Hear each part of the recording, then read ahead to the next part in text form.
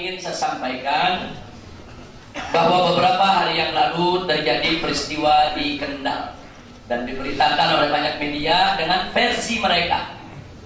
Diberitakan oleh media dengan versi mereka. Nah, kami dari Front Pembela Islam sudah membentuk tim investigasi DPP FPI untuk melakukan investigasi agar bisa mengetahui apa yang sebenarnya terjadi. Itu yang pertama. Yang kedua, kita juga sudah minta Dewan Pimpinan Daerah Front Pembela Islam Provinsi Jawa Tengah untuk membuat kronologis lengkap. Yang mana kronologis itu dikirim ke DPP FPI juga mesti dikirim ke berbagai media. Nah, tapi tidak satupun media yang sudi untuk memuatnya. Nah, sebab kalau itu dimuat, kepentingan media, kepentingan pribadi media untuk memojokkan FPI itu menjadi tidak terwujud, saudara. Ini permainan media yang luar biasa. Tapi nggak apa-apa, walaupun tidak dimuat, yang penting mereka sudah laksanakan prosedur untuk membuat kronologis sebagai bentuk klarifikasi. Saya tidak akan cerita panjang lebar. Pandangan media sangat-sangat negatif sekali. Tapi yang menarik, barusan datang tamu kita, ini Kiai Haji Abdul Aziz. Beliau salah satu pimpinan Jamaah Tabligh yang ada di Jawa Tengah. Bukan dari FPI, Jamaah Tabligh. Nah, barusan beliau menyampaikan salam buat antum semua. Dan beliau minta maaf harus segera ke bandara airport karena pesawat beliau jam 9. Nah, sebetulnya kedatangan beliau ini saya sendiri tadi tidak paham untuk apa.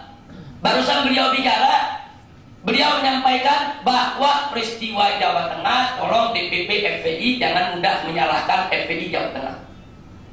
Karena kata beliau tahu persis apa yang terjadi. Nah, beliau tahu persis kalau FPI itu sudah mengikuti prosedur yang ada.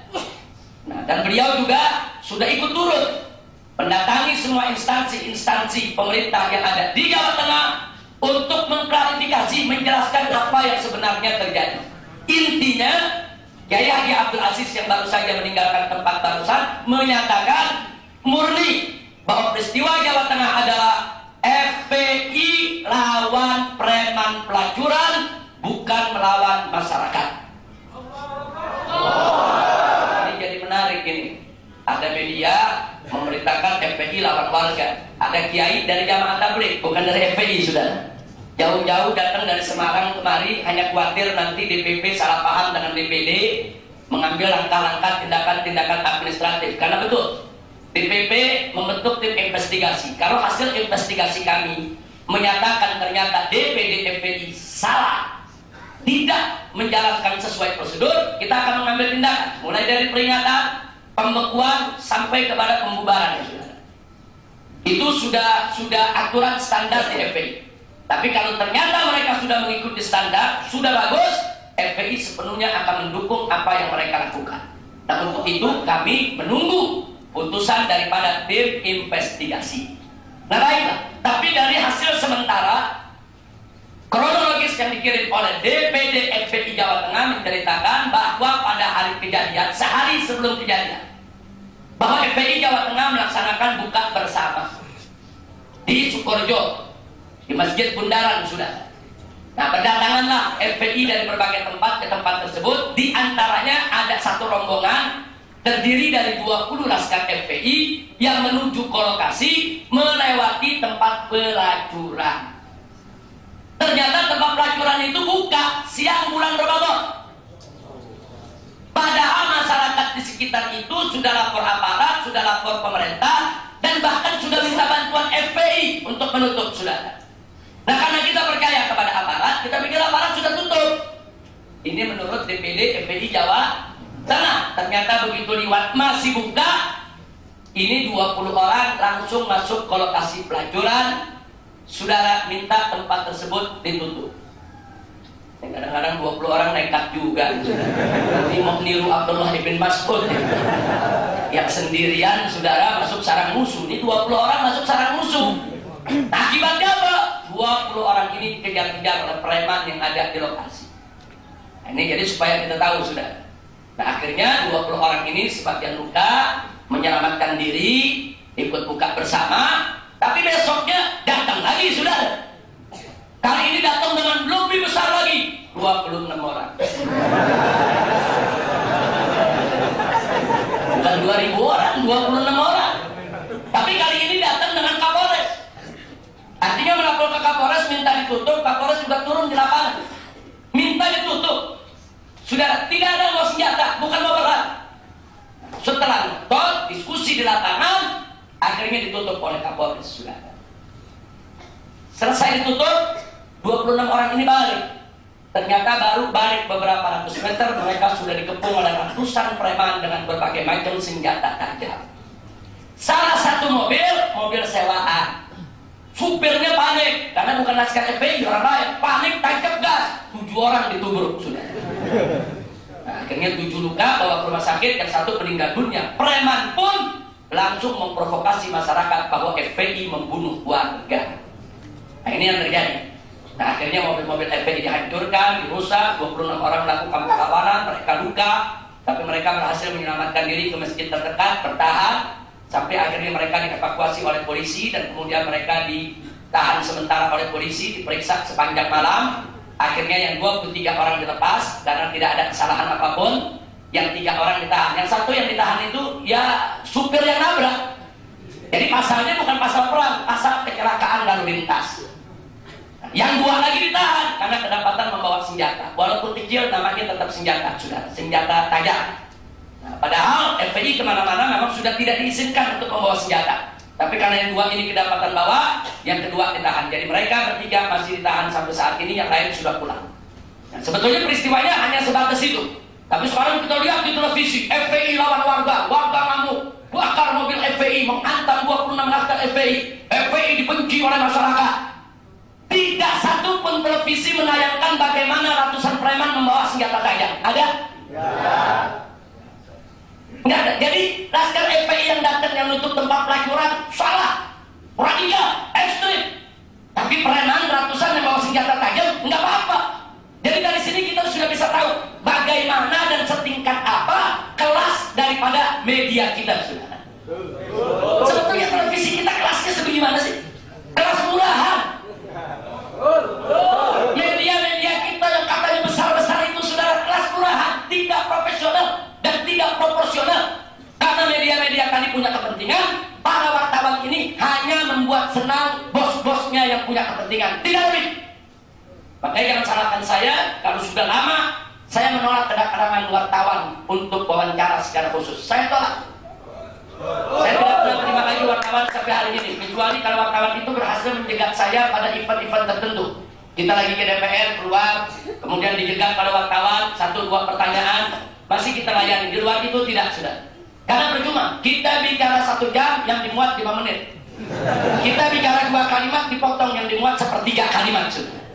Nah, intinya apa? Mereka hanya mencari peluang untuk memojokkan kita. Nah, karena itu saya tidak peduli dengan itu semua. Tim investigasi kita tetap kerja. Saya hanya minta, karena kebetulan hari ini juga teman-teman di Jawa Tengah sedang mendengarkan acara ini. Kita minta kepada DPD FPI Jawa Tengah untuk tetap wajib melakukan evaluasi, introspeksi diri. Mungkin jangan-jangan ada kesalahan, apakah di administrasi, apa di prosedur, atau salah strategi, saudara.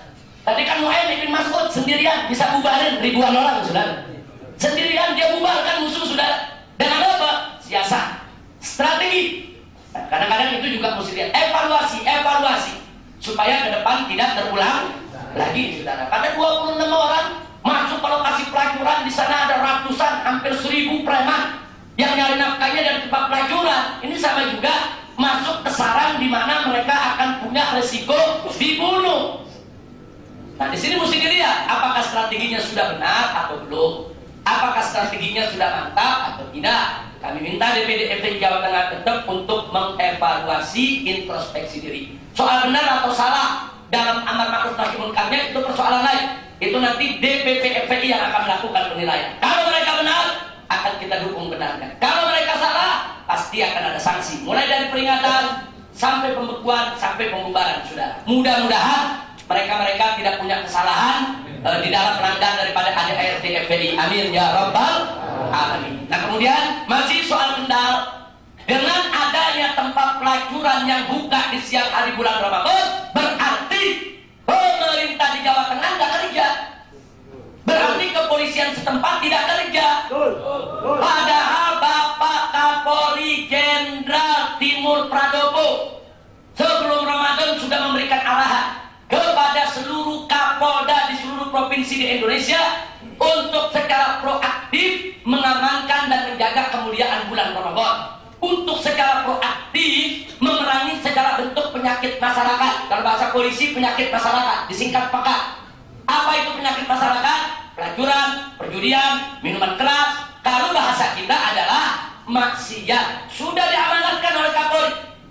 Jadi semua tempat maksiat itu disikapi, ditindak. Jangan mengganggu ketenangan umat Islam untuk berpuasa. Berarti arahan Kapolri sudah bagus belum? Sudah bagus, sudah. Nah, sekarang kita meminta pertanggungjawabannya. Bagaimana Kapolda di Jawa Tengah? Kalau Kapoldanya sudah memberikan arahan kepada Kapolres, berarti kita minta pertanggungjawaban Kapolres di Kendal. Apa yang kau sudah kerjakan? Kok ada tempat pelacuran? Saudara, ada perempuan-perempuan menjajakan diri siang bulan hari Ramadan. Kendal itu mayoritas Muslim, daerah Muslim. Nah, ini jadi persoalan. Nah, apakah hal semacam ini disoroti oleh televisi? Yang disorot cuma FPI. Udah FPI jadi korban, disorot tadi sudah. Udah disorot, dijelekin. Kenapa mereka tidak angkat bahwa Polda Jawa Tengah atau Polres Jawa Tengah membiarkan tempat maksiat buka di siang hari bulan Ramadan?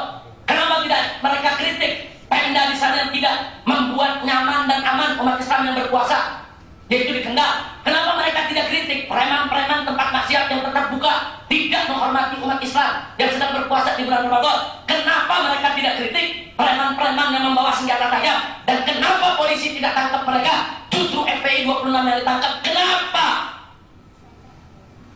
Nah, ini menjadi kritik kita, dan ini bagian akan kita investigasi, saudara. Nah, itu saja. Bagi mereka yang mau tahu lebih jauh, silakan buka website FPI, www.fpi.org.id. Nah, kalau ada wartawan protes, Habib kalau begitu menghalangi informasi.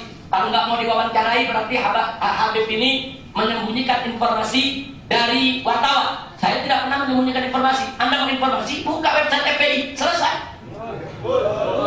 Kan wartawan bisa buka website FPI. Di sana kan ada pernyataan daripada pimpinan-pimpinan FPI. Silakan mereka kutip kalau mereka mau kutip. Kalau mereka tidak mau kutip, saya juga nggak mikirin kok, masa bodoh. Betul? Jadi kita jangan bergantunglah kepada wartawan-wartawan yang suka memusuhi umat Islam, sudah.